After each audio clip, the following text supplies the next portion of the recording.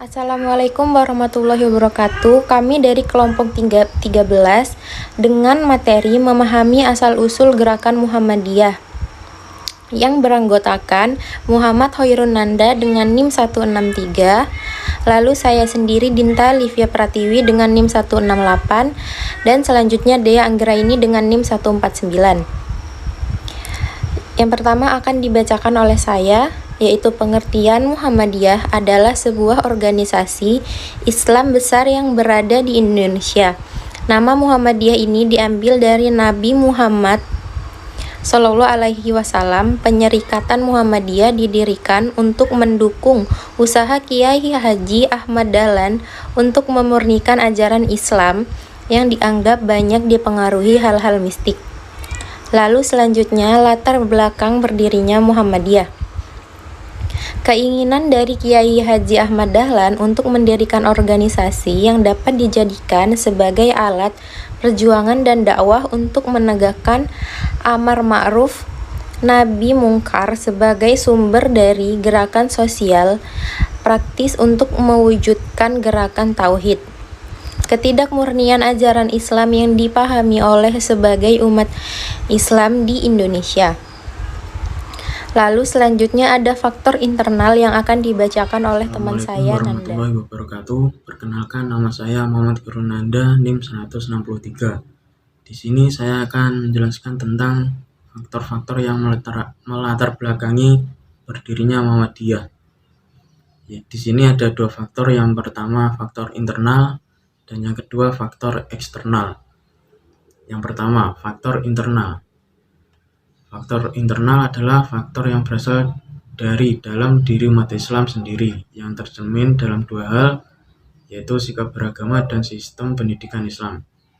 Sikap beragama umat Islam saat itu pada umumnya belum dapat dikatakan sebagai sikap beragama yang rasional. Syirik, taklid, dan bid'ah masih menyelubungi kehidupan umat Islam, terutama dalam lingkungan keraton di mana kebudayaan Hindu telah jauh tertanam. Sikap beragama yang demikian bukanlah terbentuk secara tiba-tiba pada awal abad ke-20 itu, tetapi merupakan warisan yang berakar jauh pada masa terjadinya proses Islamisasi beberapa abad sebelumnya. Seperti diketahui, proses Islamisasi di Indonesia sangat dipengaruhi oleh dua hal, yaitu tasawuf atau tarekat dan mazhab fikih. Dan dalam proses tersebut, para pedagang dan kaum sufi memegang peranan yang sangat penting. Melalui merekalah Islam dapat menjangkau daerah-daerah hampir di seluruh Nusantara ini. Yang kedua, faktor eksternal. Faktor lain yang melatar belakangi lahirnya pemikiran Muhammadiyah adalah faktor yang bersifat eksternal, yang disebabkan oleh politik penjajahan kolonial Belanda. Faktor tersebut antara lain tampak dalam sistem pendidikan kolonial serta usaha ke arah westernisasi dan kristenisasi. Pendidikan kolonial dikelola oleh pemerintah kolonial untuk anak-anak bumi putra, ataupun yang diserahkan kepada misi dan zending Kristen dengan bantuan finansial dari pemerintah Belanda. Pendidikan demikian pada awal abad ke-20 telah menyebar di beberapa kota, sejak dari pendidikan dasar sampai atas yang terdiri dari lembaga pendidikan guru dan sekolah kejuruan. Adanya lembaga pendidikan kolonial terdapatlah dua macam pendidikan di awal abad ke-20, yaitu pendidikan Islam tradisional dan pendidikan kolonial. Kedua jenis pendidikan ini dibedakan, bukan hanya dari segi tujuan yang ingin dicapai, tetapi juga dari kurikulumnya. Pendidikan kolonial melarang masuknya pelajaran agama dalam sekolah-sekolah kolonial, dan dalam artian ini orang menilai pendidikan kolonial sebagai pendidikan yang bersifat sekuler, di samping sebagai penyebar kebudayaan barat. Dengan corak pendidikan yang sedemikian, pemerintah kolonial tidak hanya menginginkan lahirnya golongan pribumi yang terdidik, tetapi juga berkebudayaan barat. Hal ini merupakan salah satu sisi politis etis yang disebut politik asisiasi, yang pada hakikatnya tidak lain dari usaha westernisasi yang bertujuan menarik penduduk asli Indonesia ke dalam orbit kebudayaan Barat.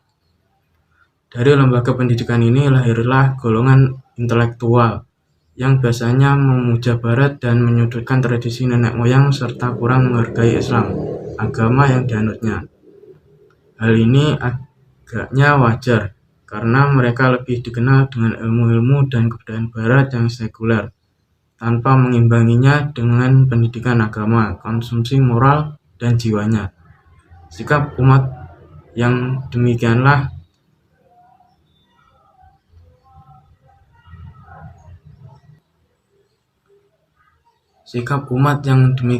kiranya yang dimaksud sebagai ancaman dan tantangan bagi Islam di awal abad ke-20. Untuk materi selanjutnya akan dijelaskan oleh rekan saya. Di sini saya akan melanjutkan presentasi dari teman saya, yaitu ciri-ciri gerakan Muhammadiyah. Ciri-ciri gerakan Muhammadiyah itu ada 4, yaitu Muhammadiyah sebagai gerakan Islam, Muhammadiyah sebagai gerakan dakwah, Muhammadiyah sebagai gerakan takjid, Muhammadiyah sebagai gerakan nasional. Dan yang kedua, pendiri gerakan Muhammadiyah Ahmad Dahlan bersama kecil Muhammad Darwis adalah pelopor dan bapak pembaruan Islam. Kiai Haji kelahiran Yogyakarta 1 Agustus 1912. Pahlawan nasional Indonesia ini wafat pada usia 54 tahun di Yogyakarta 23 Februari 1923. Baik, terima kasih untuk presentasi hari ini. Saya akhiri. Wassalamualaikum warahmatullahi wabarakatuh.